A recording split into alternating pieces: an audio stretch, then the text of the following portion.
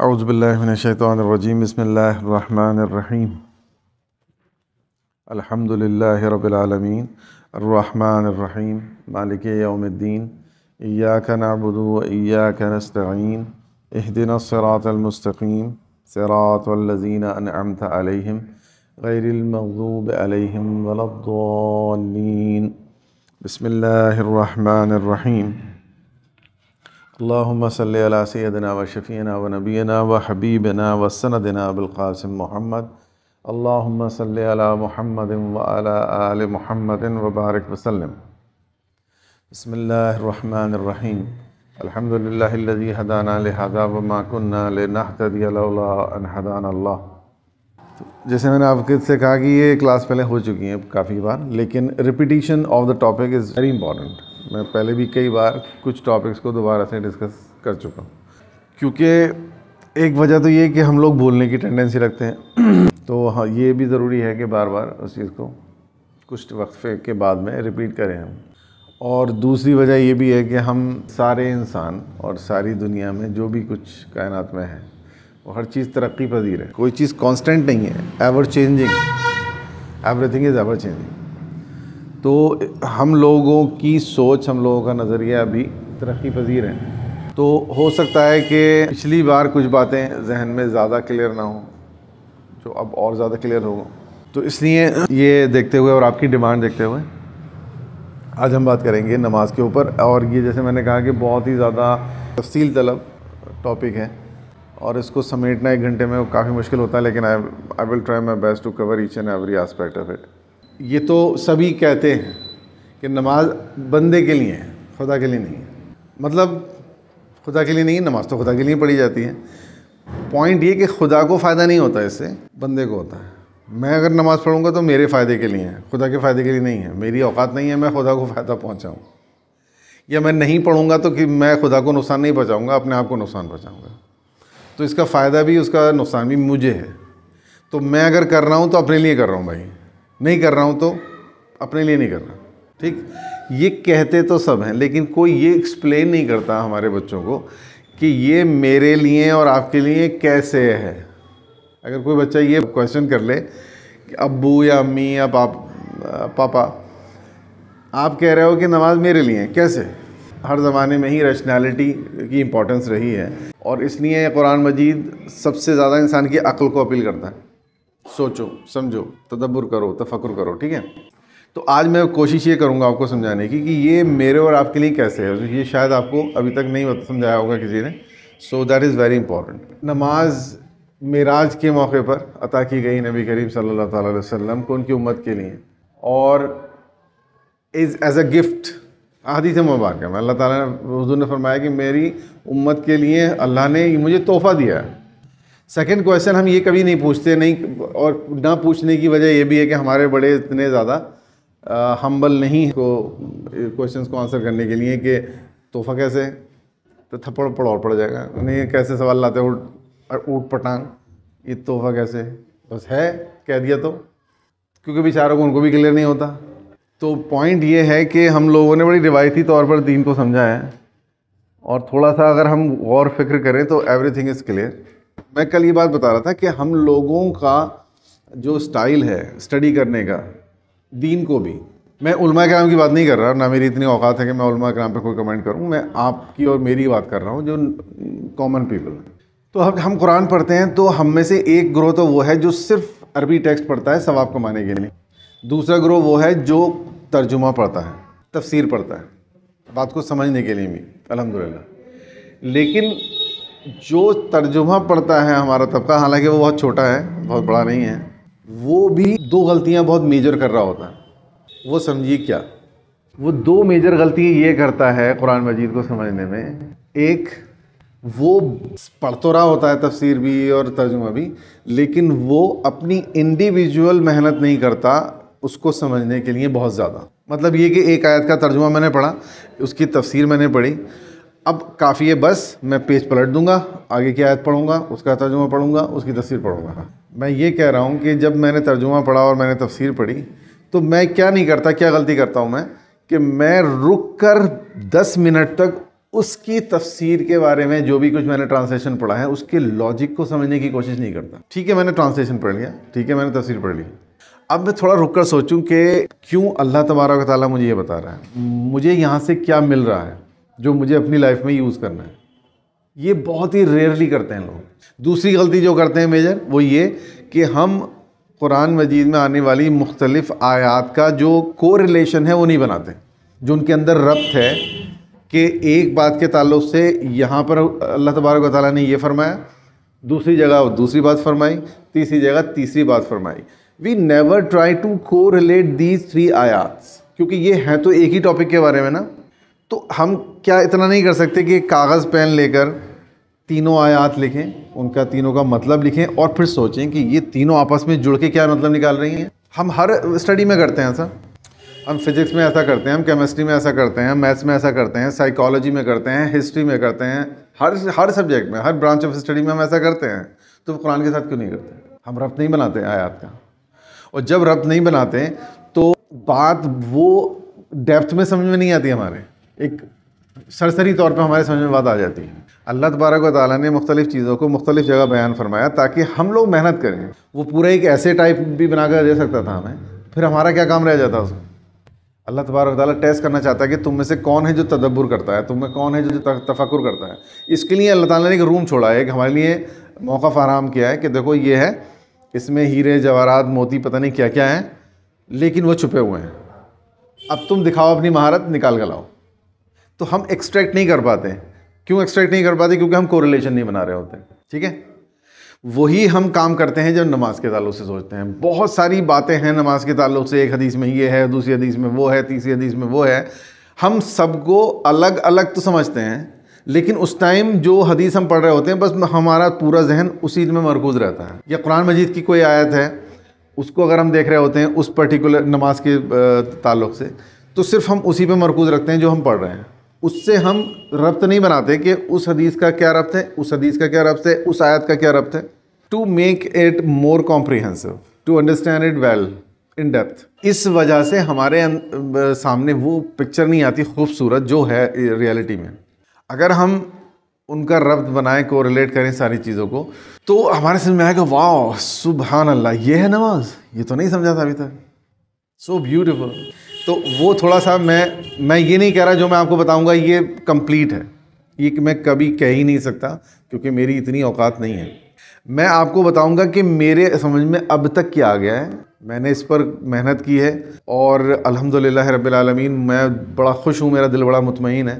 اور میں اپنی ہی نماز کی انڈرسٹینڈنگ کو کمپیئر کرتا ہوں اگر 20 سال اور 30 سال پہلے, تو کوئی مقابلہ ہی نہیں ہے, کوئی مقابلہ ہی نہیں ہے. بلکہ میرا یہ پچھتاوا رہتا ہے کہ کاش میں 20 سال پہلے اس بات کو سمجھ لیتا تو شاید وہ نمازوں میں تاثیر زیادہ ہوتی جو میں نے پڑھی تھی, جو میرا ایک سینس تھا نماز کا. تو it's my moral responsibility to pass on my understanding to my younger generation. میرے اسٹوڈنٹس, میرے بچے, میرے اطراف میں جو کوئی بھی رہتے ہیں, میں ان کو پاس آن کروں اپنی انڈرسٹینڈنگ, تاکہ وہ اس عمر میں سمجھ لیں اس چیز کو اور زیادہ فائدہ ان کو ہو جائے. بس یہ میری نیت ہے. تو میں آپ کو بتاؤں گا کہ کیا نماز کیوں کیسے ہے. جیسے میں نے کہا کہ نماز کیسے میرے لیے ہے اور مجھے کیا فائدہ ہوتا ہے اس سے. Try to understand this why it is so important. پہلی چیز جو نماز کرتی ہے میرے ساتھ, وہ کیا کرتی ہے؟ پہلی چیز یہ ہمیں ریمائنڈ کرواتی ہے بار بار ہماری پوری کمپلیٹ لائف, کہ ہماری لائف ہے کیا اصل میں. دس is extremely important to understand. ہمیں شیطان نے یہ دھوکہ دے دیا ہے کہ بس یہ جو ہم زندگی جی رہے ہیں, جس کو ہم دنیا کہتے ہیں, یہ زندگی ہے. یہ بہت بڑا فریب ہے اور اللہ تعالیٰ نہیں چاہتا کہ میرے بندے اس فریب میں پھنسیں. تو اللہ تبارک و تعالیٰ 5 ٹائم مجھے اور آپ کو یاد دلانا چاہتا ہے کہ تمہاری زندگی ہے کیا. رائٹ, وہ کیسے, وہ بعد میں بات کریں گے ہم. تو یہ یاد دہانی ہے.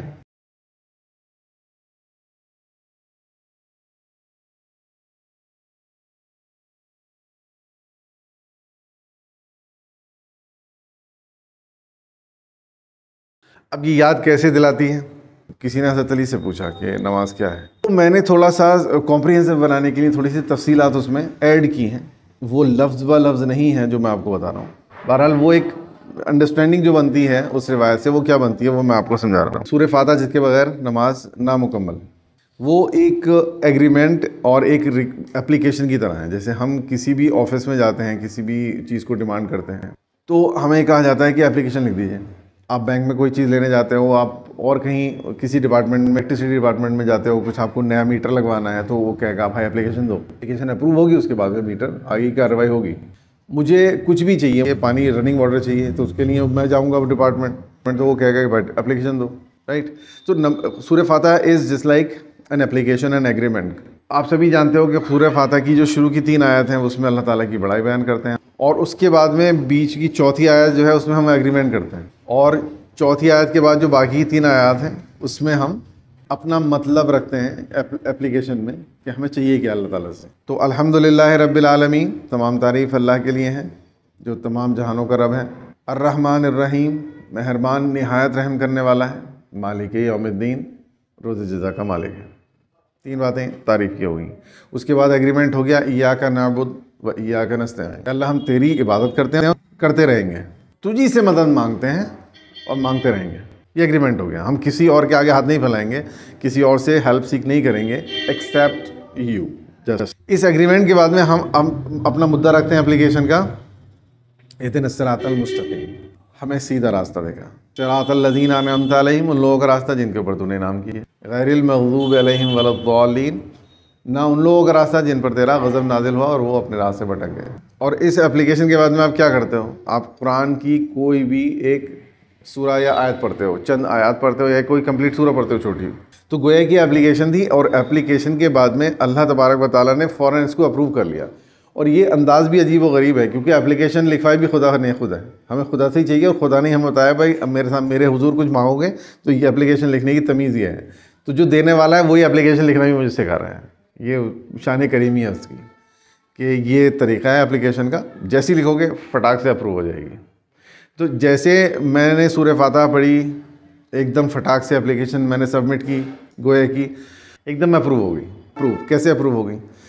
جیسے ہی میں نے سورہ فاتحہ ختم کی, میں نے کہا بسم اللہ الرحمن الرحیم والعصر ان الانسان لفی خسر. اللہ تعالیٰ کہہ رہا ہے کہ صراط مستقیم پوچھ رہے ہو نا مجھ سے, سیدھا راستہ وہ یہ ہے کہ قسم زمانے کی تمام انسان ٹوٹل گھاٹے میں ہیں.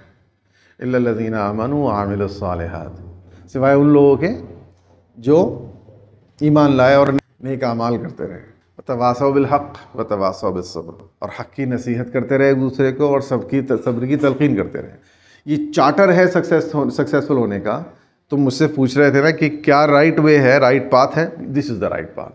تو اس طرح سے قرآن مجید کی کوئی بھی ہم سورہ لیں گے وہ ہمیں کوئی انسٹرکشن دے رہا ہوگا, تو گویا کہ سمبولک ہے.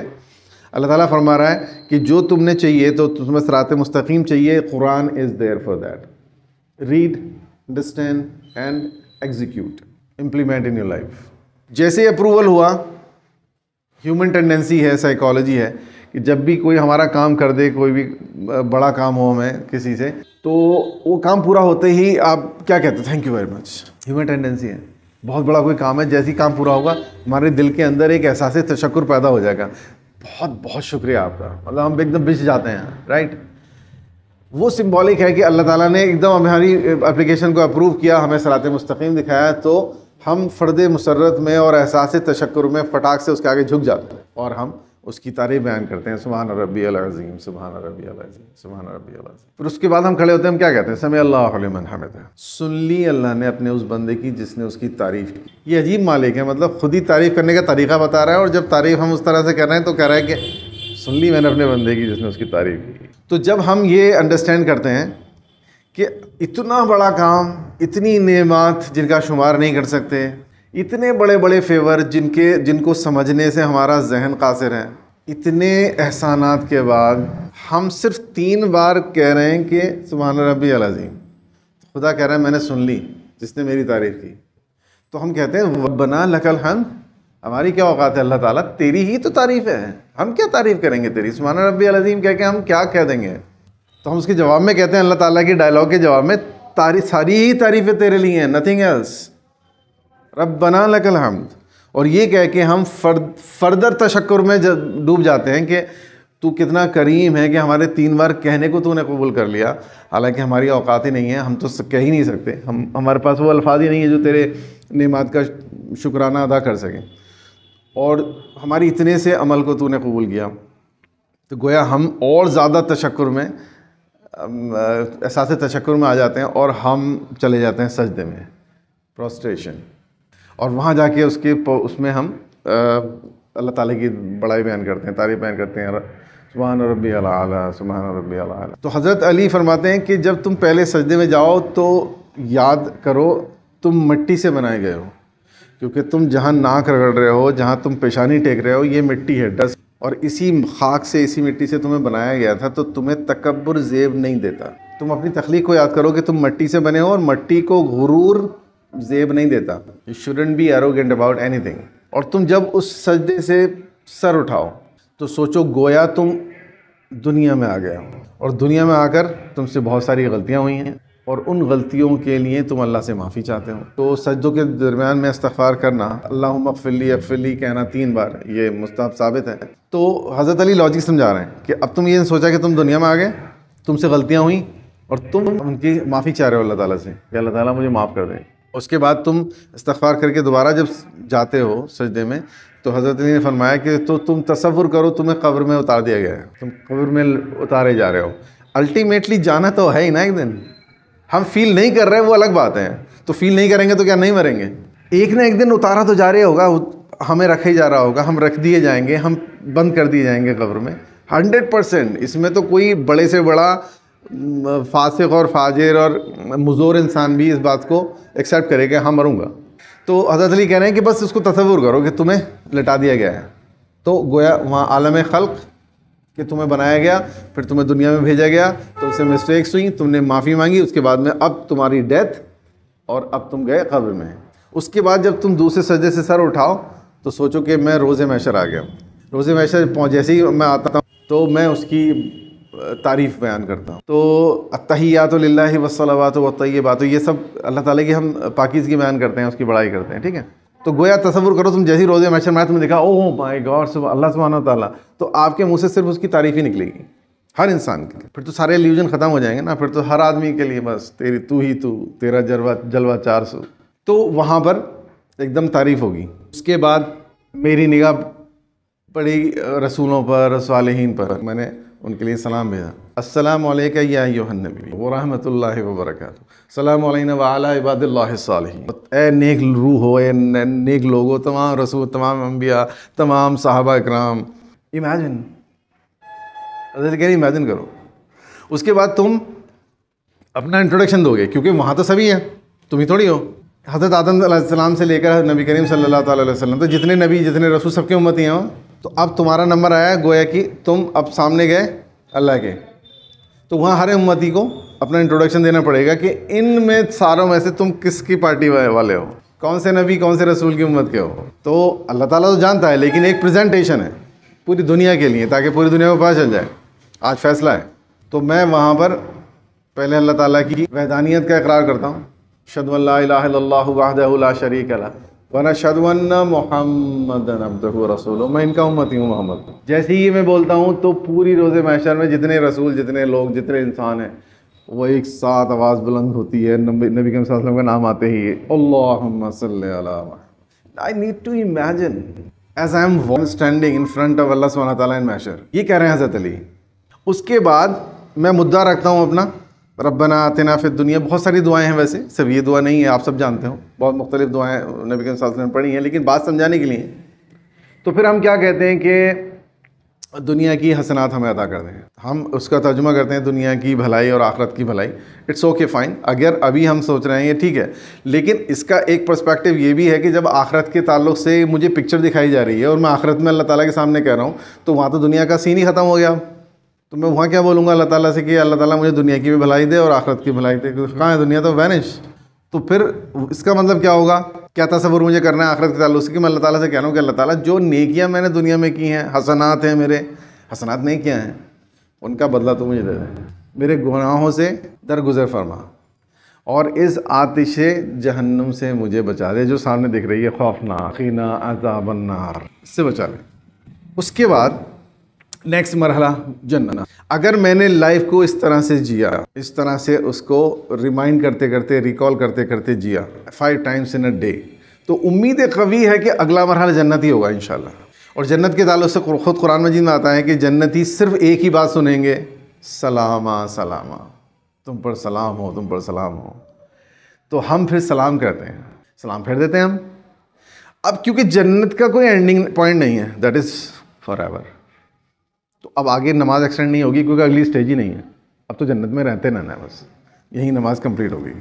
تو اس طرح سے یہ ہمیں ریمائنڈ کرواتی ہے from the time we have been created, اس کے بعد میں کتنے دور سے ہم گزر کے آئے ہیں یہاں، اور پھر کتنے دور ہمارے آگے ہیں. وہ سارے ادوار کو ہمیں یہ یاد دلاتی ہے. اس طرح سے یہ ہمارے لیے معراج ہے. یہ ہمارے لیے اس طرح سے معراج، یہ ہماری زندگی کا عالم تخلیق سے، عالم خلق سے لے کر عالم جنت تک کا سفر کی ایک بلو پرنٹ ہمیں دیتی ہے. دیٹس معراج، معراج المومن. کلیئر ہے؟ اس میں ایک بات اور ہے جو بہت زیادہ ضروری ہے، جس کو ہم اسکپ نہیں کر سکتے. اس پوری جو ایکسپلینیشن ہے اور اس پورے پریزنٹیشن میں جو دنیا ہے وہ کہاں پر ہے؟ دو سجدوں کے بیچ میں. کتنا شارٹ انٹرول ہوتا ہے وہ. تو گویا اللہ تعالیٰ یہ بھی ہمیں ریمائنڈ کروانا چاہ رہا ہے، انڈرسٹینڈ کروانا چاہ رہا ہے کہ don't indulge in this world, this is very small in comparison to your whole life. So be very careful. اتنی چھوٹے سے وقت کے لیے اپنی اتنی بڑی زندگی کو تباہ مت کر دینا. That is so tiny in comparison two whole life as the gap between two سجداز in comparison two whole نماز. کہیں بے وقوف نہ بنا دے تمہیں شیطان. یہ رنگینیاں، عیش پرستی اور یہ دولت اور یہ ثروت دکھا کر کے دیکھو یہ ہے، یہ ہے، یہ ہے، تم یہیں پہ انڈلج مت ہو جانا. تو گویا اللہ تبارک و تعالیٰ اپنے بندوں کو چاہتا ہے کہ وہ فیل نہ ہو اس ایگزام میں، جو ایگزام دنیا کہلاتا ہے. اور اس لیے اللہ تبارک و تعالیٰ 5 بار تھیوریٹیکل کلاس میں بلاتا ہے، 5 بار کلاس روم لگاتا ہے، ایک ہی بات ریکال کرواتا ہے ہمیں کہ تمہاری لائف یہ ہے، تمہاری لائف یہ ہے، تمہاری لائف یہ ہے، so that we may not forget it. لیکن ایسا ہوگا کب؟ جب میں اس انڈرسٹینڈنگ کے ساتھ نماز پڑھوں گا. اور میں اگر نماز میں لگاؤں گا اپنی دکان کا حساب، اپنی کلاس کا حساب، مجھے کیا پڑھانا ہے اور کیا نہیں پڑھانا ہے، کل میں نے کیا پڑھایا تھا، کس بچے نے مجھ سے کیا کہا تھا، تو اس نماز میں مجھے کیا ملے گا؟ وہ تو مجھے ریمائنڈ نہیں کروائے گی نا. تو اس کا مقصد ہی فوت ہو گیا. تو یہ ساری چیزیں جب میں اس کو انڈرسٹینڈنگ کے ساتھ کرتا ہوں اور اس سمجھ کے ساتھ کرتا ہوں کہ یہ مجھے ریکال کروا رہی ہے، تو یہ پہلا سگنیفیکینس ہے نماز کا. کلیئر ہے؟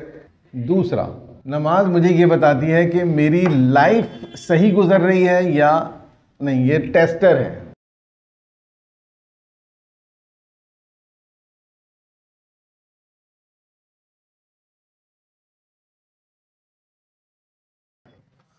نماز مجھے یہ بتاتی ہے، انڈیکیٹ کرتی ہے کہ whether I am going right اور رانگ، میرا صحیح طریقے سے زندگی گزار رہا ہوں یا غلط طریقے سے زندگی گزار رہا ہوں. کیونکہ جب نماز ظہر میں پڑھتا ہوں تو اس میں 2 پاسبلٹیز ہیں.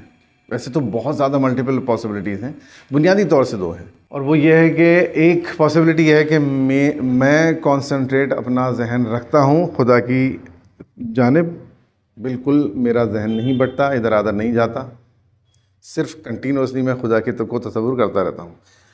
I am able to do so. اور دوسری پاسبلٹی یہ ہے کہ میں بالکل چاہنے کے باوجود یہ انڈرسٹینڈنگ بھی رکھتا ہوں کہ نماز میں کانسنٹریشن از دا مین تھنگ، اور یہ ساری انڈرسٹینڈنگ بھی ہے کہ نماز ایک ریمائنڈر ہے. In spite of all this understanding I am not able to concentrate my mind towards اللہ سبحانہ و تعالیٰ. اور میں نے فیل کیا کہ میرے ذہن میں بہت ساری مختلف باتیں آ رہی ہیں، کبھی گھر کی آ رہی ہے، کبھی یہاں کی آ رہی ہے، کبھی دوستوں کی آ رہی ہے. تو اگر خدا کی جانب میری توجہ رہی ہے تو یہ اس بات کا انڈیکیٹر ہے کہ فجر سے لے کر ظہر کے بیچ کا جو وقفہ ہے زندگی کا، یہ میں نے ٹھیک گزارا ہے. یہ رزلٹ ہے. اس طرح سے نماز از اے رزلٹ. اس کے بعد میں ظہر سے لے کر اگر خدا نخواستہ نہیں بنی ہے کانسنٹریشن میری، تو مجھے سمجھنا پڑے گا، مجھے سوچنا پڑے گا کہ کوئی بڑی مسٹیک مجھ سے ہوئی ہے، یا میں نے کسی کا دل دکھایا ہے، یا میں نے کوئی بہت بڑا وائلیشن کیا ہے اللہ تبارک و تعالیٰ کی نگاہ میں. اور وہ وائلیشن یہ بھی ہو سکتا ہے کہ میرے پاس ٹائم تھا اور میں نے اس کو گنوایا ہے خالی بیٹھ کے گوسپ کر کے، کیونکہ خدا کی نگاہ میں یہ بھی بہت بڑی مسٹیک ہے کو ہم مسٹیک تصور ہی نہیں کرتے. اس لیے ٹائم پاس ہو رہا ہے، ٹائم کاٹا جا رہا ہے، ٹائم نہیں کٹ رہا ہے، اس طرح کے جملے ہم اکثر اپنی زندگیوں میں بولتے ہیں. ہو سکتا ہے مجھے کچھ یاد نہ آئے کہ میں نے کسی سے جھوٹ بھی نہیں بولا، کسی کا دل بھی نہیں دکھایا، کہیں بھی گیا بھی نہیں، لیکن میں یہ سمجھنے سے قاصر رہوں، اس بات پر میری توجہ نہ جائے کہ میں 2 گھنٹے تک ایک جگہ بیٹھا ہوا لیٹا ہوا تھا، باتیں کر رہا تھا. اس ٹائم میں بہت کام کے کوئی بھی ایک امپورٹنٹ کام نپٹا سکتا تھا. یہ تو مسٹیک ہوئی ہے مجھ سے. اللہ تعالیٰ اس پہ مجھے اپریشیٹ کیسے کرے گا کہ واو سبحان اللہ 2 گھنٹے بگاڑے ہیں تم نے, واہ واہ well done. There must be some thing. اگر ہم غور کریں گے تو ملے گا ہمیں. تو یہ اس طرح سے میری لائف کا ایک بہترین ٹیسٹر ہے جو مجھے زندگی کے روزانہ 5 بار موقع دیتا ہے چیک کرنے کے, to check very small segment of my life. فجر سے ظہر کا بہت چھوٹا سا سیگمنٹ ہے, اس کو چیک کر لو. چیک کر کے آگے بڑھو تاکہ فیل ہونے کے چانسز منیمم ہو جائیں. خدا نہ خواستہ نماز نہیں ہوتی میری لائف میں, یہ نہیں دی جاتی یہ تحفہ, تو پھر کیا سچویشن ہوتی ہم تصور کر سکتے ہیں. ہوش سنبھالنے کے بعد سے لے کر مرتے دم تک ہمارے پاس کوئی ایسا انڈیکیٹر نہیں ہوتا جس کی بنیاد پر ہم یہ سمجھ پاتے کہ ہم لائف صحیح گزار رہے ہیں یا غلط گزار رہے ہیں. اور سیدھے مرنے کے بعد ہی دھڑام سے بم پھوٹتا کہ بھائی بالکل ہی کباڑا کر کے آئے ہو تم, جہاں پھر یو ٹرن نہیں ہوتا ہمارے پاس. تو ہم تصور کر سکتے ہیں کہ کتنی بڑی ہیلپ ہے ہماری اللہ تبارک و تعالیٰ کی ذات کی جانب سے کہ اس نے ہمیں ایک ایسا ٹیسٹر دیا ہے جس میں ہم کریکشن کرتے ہوئے اپنی لائف کو چل سکتے ہیں. ہم ایک دم ایک چھوٹے سے سیگمنٹ آف لائف کو چیک کر سکتے ہیں, اور اس میں اگر ہماری یہ انڈیکیٹ ہوتا ہے ہمیں کہ ہم نے کوئی غلطی کی ہے تو اس غلطی کو سدھار سکتے ہیں. ابھی تو موقع ہی موقع ہے الحمدللہ, ہم اس غلطی کو سدھار سکتے ہیں. کوئی غلطی نہیں ہوئی ہے, ہم دیکھ رہے ہیں کہ ہماری لائف بالکل بہترین جا رہی ہے اور بہت کنسنٹریشن بنی ہے, تو اس کا مطلب یہ ہے کہ اب اگلا سیگمنٹ ظہر سے عصر کا ہے جو ہے وہ بھی ایسی گزارنا جیسے سکسیزفلی تم نے فجر سے ظہر کا گزارا ہے. Well done. اب اس کنسنٹریشن کی بھی درجات ہیں. کوئی بھی چیز بلیک اینڈ وائٹ ہی نہیں ہے. اسلام میں بلیک اینڈ وائٹ جیسی کوئی چیز نہیں ہے. تو اس میں گرے بھی ہے, اس میں لائٹ گرے بھی ہے, اس میں ڈارک بلیک بھی ہے, اس میں جیٹ بلیک بھی ہے. تو ان چیزوں کو ہمیں ڈفرینشیٹ کرنا پڑے گا. کنسنٹریشن کے لیولز ہیں, کنسنٹریشن کے معیارات ہیں. کنسنٹریشن ایک تو یہی ہے سمپلی بیسیکلی کہ میرا ذہن کہیں نہیں گیا. Okay fine, my life is good, لیکن از there any room for improvement? یس اے لاٹ. یہ تو مجھے کرتے رہنا ہے کہ جیسے مجھے پتا چلا کہ میری لائف صحیح ہے, میری کنسنٹریشن بنی ہے, الحمدللہ صحیح گزاری ہے میں نے, اب اس سے بیٹر کر سکتا ہوں کیا میں؟ ہاں لاٹ, بہت زیادہ بیٹر کر سکتے ہیں. کیونکہ کنسنٹریشن کا نیکسٹ لیول یہ ہے کہ میرے گوز بمز آ جائیں. ایک تو سمپل یہ ہے کہ میرا ذہن نہیں گیا کہیں, میں خدا کی ذات کو تصور کرتا رہا جب نماز میں کھڑا ہوا. دوسرا اس کا لیول ہے یہ کہ جب میں نے خدا کو تصور کیا تو کنسنٹریشن اتنی زیادہ تھی کہ میں بالکل بھول گیا سب کچھ, اور میں نے لٹرلی اتنا فیل کر لیا خدا کو کہ مجھے لگا کہ میں خدا کے سامنے ہوں, اس لیے میرے گوز بمز آ گئے. یہ سمپل کنسنٹریشن سے بہت آگے ہے. اب اگر یہ کیفیت میری ہوئی ہے تو اس کا مطلب میری جو لائف کا سیگمنٹ ہے فجر سے لے کے ظہر تک کا وہ گڈ نہیں, ویری گڈ تھا. اب تو کوئی بڑی چیز کی ہوئی ہوگی, بہت کوئی بڑا کام کیا ہوگا میں نے. Now I have to think of, تاکہ وہ کام میں کنٹینیو رکھوں کیونکہ اس کا رزلٹ لاجواب رہا ہے. یہ کمال کا ٹیسٹر ہے. یہ مجھے ہر چیز, میری غلطی کو بھی انڈیکیٹ کر رہا ہے, میری اچھائی کو بھی انڈیکیٹ کر رہا ہے. سو I need to understand what that particular act I had done between فجر اینڈ ظہر. اس کا نیکسٹ لیول کیا ہے؟ اس کا نیکسٹ لیول یہ ہے کہ میں رونے ہی لگوں, گوز بمز آئیں اور میری آنکھوں سے آنسو جاری ہو جائیں. تو یہ نیکسٹ لیول ہے. اس کا مطلب اب جو لائف گزری ہے یہ ویری گڈ سے بھی کچھ اوپر ہے, فیبیولس. اس کا نیکسٹ لیول کیا ہے؟ اس کا نیکسٹ لیول یہ ہے کہ میں جب کبھی بھی نماز کو کھڑا ہوں, یہی کیفیت ہو, کبھی کبھی نہ ہو, تو یہ مجھے انڈیکیٹ کرے گا کہ how much good my life is going on. نماز مجھے یہ بتائے گی کہ اچھی چل رہی ہے یا بہت اچھی چل رہی ہے یا بہت ہی زیادہ اچھی چل رہی ہے یا فینٹاسٹک چل رہی ہے یا بہت خراب چل رہی ہے, خدا نخواستہ. تو یہ بہترین ٹیسٹر ہے. میں اس کی مثال دیتا ہوں سمجھانے کے لیے کہ ایک بھول بھلیا ہے جس کا نام دنیا ہے, اس سے کوئی بھی نکل کے باہر نہیں آ پاتا وداؤٹ اینی گائیڈ. اگر اس بھول بھلیا میں اس میز کے اندر مجھے بھیجا جاتا ہے اور بھیجنے سے پہلے بتا دیا جائے کہ اس کے اندر سے آج تک تو بھائی کوئی نکل کے نہیں آیا بنا گائیڈ کے. گائیڈ کیسے سے آتے ہیں سب, تم بنا گائیڈ کے نکل آؤ گے؟ ایک نیچرل رپلائی ہے, ایک نیچرل اس کا آنسر ہے. وہ کیا ہوگا؟ نو, غالب امکان اس بات کے نہیں نکل پاؤں گا.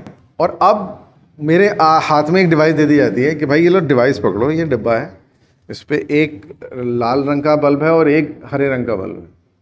جب تم بھول بھلیا میں اس میز کے اندر رائٹ ٹرن لوگے, کسی صحیح سمت میں جاؤ گے جب تمہیں جانا چاہیے تو یہ گرین بلب جلے گا, اور تم غلط سمت میں جاؤ گے تو یہ ریڈ بلب جلے گا جیسے ہی تم غلط ٹرن لوگے. صحیح ہے بھائی؟ اب بتاؤ نکل آؤ گے؟ 100% نکل آؤں گا بھائی. اب کیا رہ گیا اس میں؟ اب تو بھول بھلیا مطلب ہی ختم ہو گیا. جیسے ہی ٹرن ماروں گا ریڈ بلب جلے گا, وہیں رک جاؤں گا. پھر دوسرا ٹرن ٹرائی کروں گا, وہاں بھی ریڈ بلب جل گیا, وہاں بھی رک جاؤں گا. تیسرا ٹرن ماروں گا, گرین جل گیا, وہاں چلا جاؤں گا. ایسے میں تو یوں آ رہا ہوں اب 2 منٹ میں نکل کے. سو fantastic device you have given me. واؤ. دا نماز از جسٹ لائک دیٹ. اس دنیا کی بھول بھلائیاں میں یہ ہمیں گرین اینڈ ریڈ کراتی ہوئی چلتی ہیں. کدھر رائٹ ٹرن ہے, کدھر رانگ ٹرن ہے, کدھر رائٹ ٹرن ہے, کدھر رانگ ٹرن ہے. اگر ہم نے اس کو صحیح سے یوز کر لیا, ڈیوائس کو یوز کرنا بھی تو آنا چاہیے نا. ہم اگر اچھے سے اچھا ڈیوائس آپ کے ہاتھ میں دے دیا جائے, اس کو یوز کرنا آپ کو نہ آتا ہو تو یوز لیس ہے. میں کسی 70-80 سال کے انسان کو, جو پرانے زمانے کا انسان ہے, جو ٹیکنالوجی کو نہیں سمجھتا, اس کے سامنے اگر میں آئی فون 12 دے دوں اس کے ہاتھ میں, اور اس کو بالکل نہ بتایا جائے کہ اس کو کون سا فنکشن کیا ہے, وہ نہ اس کو واٹس ایپ پہ چلانا آتا ہے, نہ اس کو فیس بک چلانا آتا ہے, نہ اس کو جی میل کرنا آتا ہے, نہ اس کو اور کوئی ایپ آتی ہے, صرف لال بٹن اور ہرا بٹن پتہ ہے اس کے. جب کال آتی ہے تو ریڈ بٹن سے کٹے گی, گرین بٹن سے اوکے ہوگی. تو اس آئی فون 12 کی جو اسپیسیفکیشنس ہیں, اس کی جو خاصیتیں ہیں, اس کو ظاہر سی بات ہے میں کہوں گا یہ فیبولس ہے, لیکن تمہارے لیے بیکار ہے یار. تمہیں تو پتہ ہی نہیں کیسے یوز کرتے ہیں اس کو. وہی کیس ہمارا بھی ہے. یہ ڈیوائس ہے, یہ تحفہ ہے, لیکن کب ہے؟ جب مجھے یوز کرنا آئے گا. اگر میں اناڑی ہوں, میں اس کی فنکشنالٹی کو یوز کرنا نہیں جانتا, تو باوجود اس کے کہ ساری پراپرٹیز اور ساری کیریکٹرسٹکس اس کے اندر موجود ہیں, لیکن مجھے کوئی فائدہ نہیں ہوگا. سو I need to understand how to use it. تو وہی میں آپ کو اس کلاس کے تھرو سمجھانے کی کوشش کر رہا ہوں. اللہ تعالیٰ مجھے کامیابی عطا کرے سمجھانے میں اور آپ کو سمجھنے میں. تیسری چیز نماز جو دیتی ہے وہ کیا ہے؟ یہ مجھے کامیابی کا سرٹیفکیٹ دیتی ہے. یہ مجھے الٹیمیٹلی سکسیسفل بناتی ہے, اور ہم سب کا الٹیمیٹ گول تو سکسیسفل ہونا ہی ہے.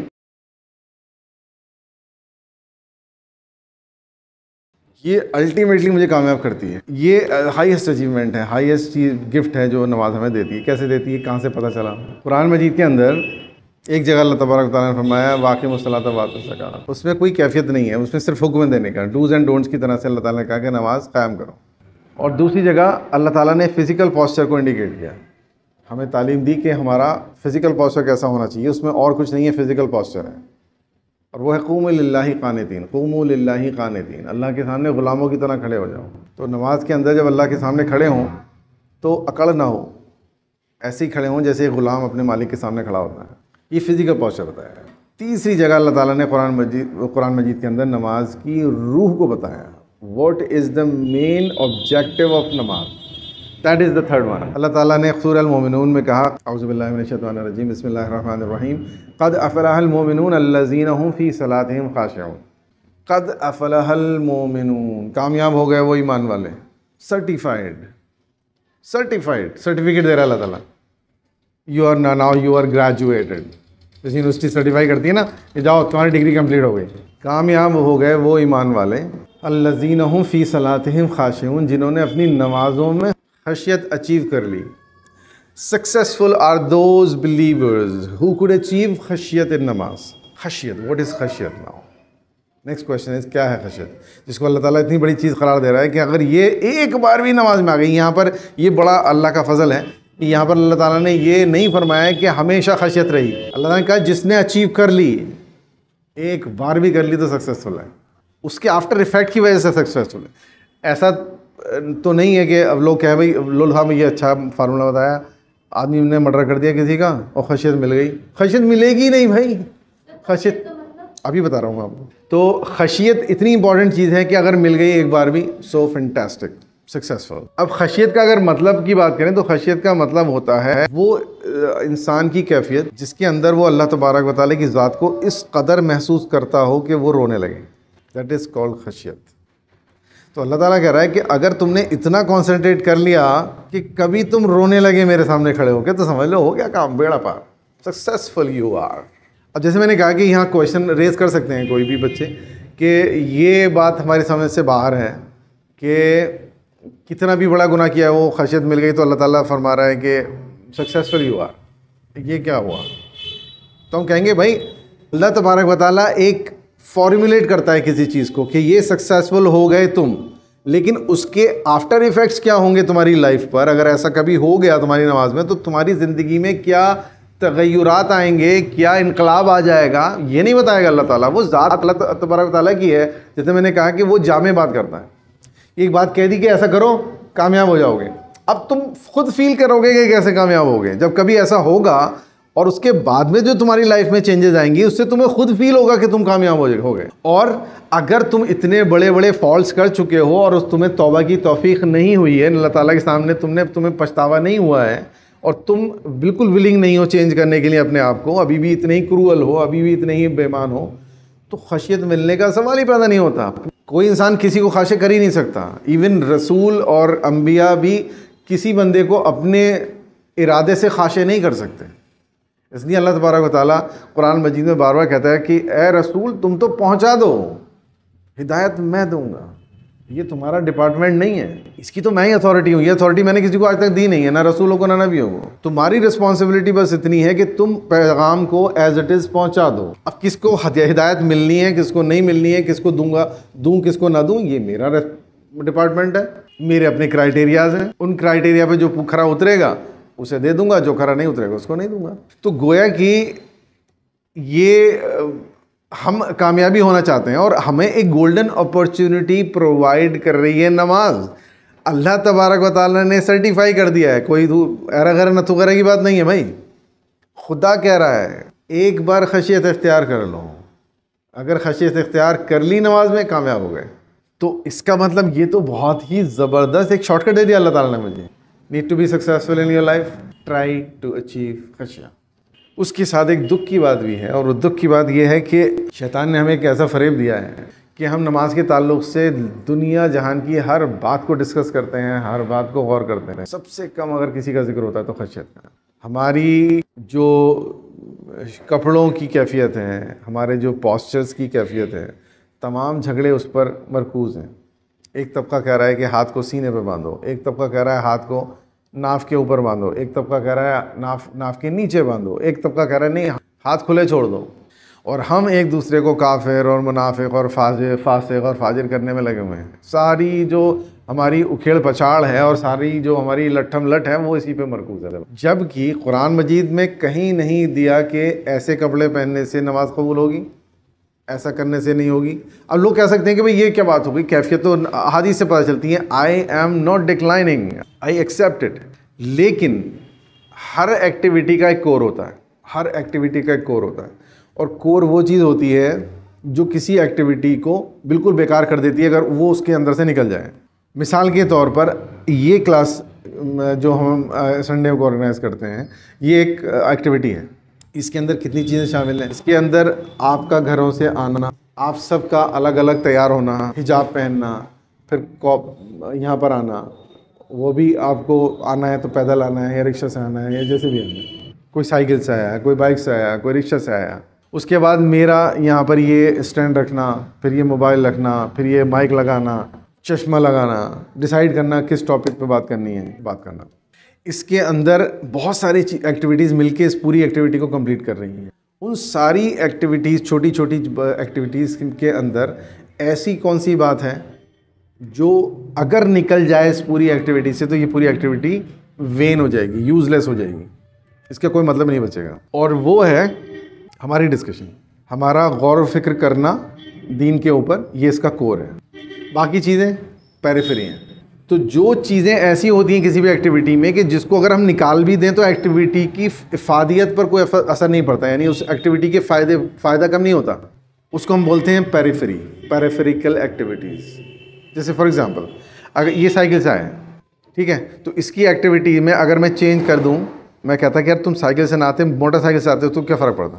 No difference. بات وہی چل رہی ہوتی جو اب چل رہی ہے. یہ اگر رکشہ سے آ جاتا تو اس پوری ایکٹیویٹی پہ کیا فرق پڑا؟ یعنی اس کی جو ایک ایکٹیویٹی ہے سائیکل چلا کے لانا, میں اس کو چینج کر سکتا ہوں. میں بائک لا دوں اس کی جگہ, میں اس کی جگہ کار رکھ دوں, میں اس کی جگہ پیدل رکھ دوں, میں اس کی جگہ ای رکشہ رکھ دوں, every thing is okay, no problem. لیکن اگر یہ ساری ایکٹیویٹی کرے جیسے اس نے کی ہیں, لیکن میری یہ جو ایکٹیویٹی ہے جو میں اس ٹائم آپ کے سامنے کر رہا ہوں یہ اس میں سے ہٹا دوں, میں کہوں کہ بھائی ٹھیک ہے ماشاءاللہ آپ سب لوگ آئے ہو, بڑے آپ کا بہت بہت شکریہ, لیکن آج آپ کو میں گانے سناؤں گا. کہاں گئی ایکٹیویٹی, کہاں گئی اس کی افادیت؟ ٹائم فش, کیونکہ یہی تو کور تھا, یہ تو میجر پارٹ تھا. اس کو اگر ذرا بھی چینج کروں گا تو گڑبڑ ہو جائے گی. سمجھانے کا کی مراد یہ ہے کہ ہر ایکٹیویٹی, ہر کام کا ایک کور ہوتا ہے. اور وہ کور وہی چیز ہوتی ہے جس کو اب نکال لو تو کچھ نہیں رہتا باقی.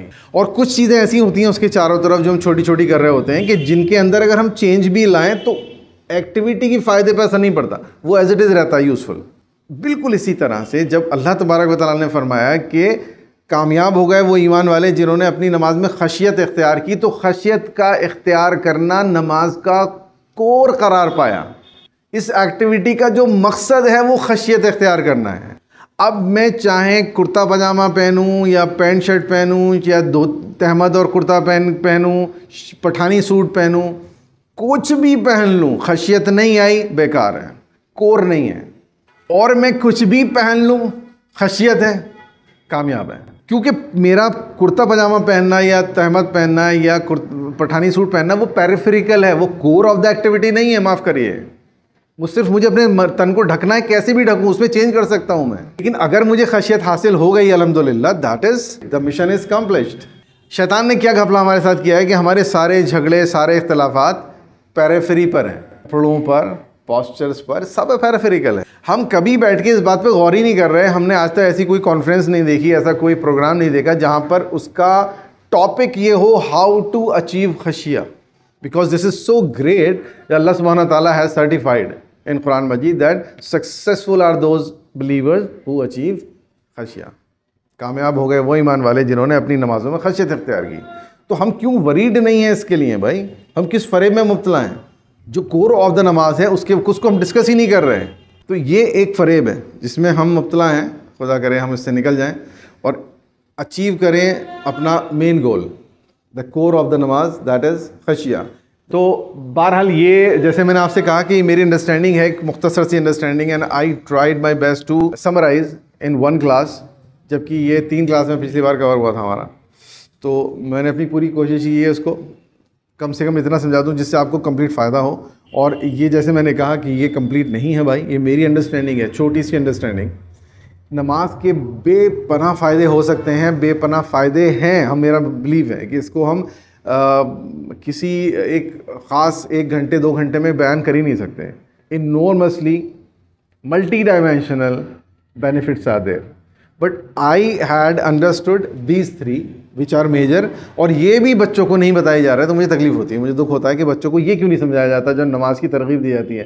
وہ ڈنڈا لے کے کیوں کھڑے ہو جاتے ہیں کہ چلو نماز پڑھو, نماز کا ٹائم ہو. کم سے کم ان کو بٹھا کے اس کی سگنیفیکینس تو سمجھاؤ نا. سگنیفیکینس تم نے سمجھا دی تو تمہیں ڈنڈا اٹھانے نہیں پڑے گا, یہ تو خود تمہیں یاد دلائے گا, ابو نماز کا ٹائم ہو گیا چلو. تو یہ میں نے آپ کو سمجھانا چاہا مختصراً کہ 3 باتیں آپ یہ جو میں نے آج آپ کے سامنے ایکسپلین کی ہیں, انشاءاللہ آپ اس کو یاد رکھو گے تو اطمینان قوی ہے کہ انشاءاللہ تعالیٰ آپ اور میں زندگی میں کامیاب ہو جائیں گے. کوئی کویشچن کرنا چاہیں تو. السلام علیکم ورحمۃ اللہ جمیعاً وبرکاتہ.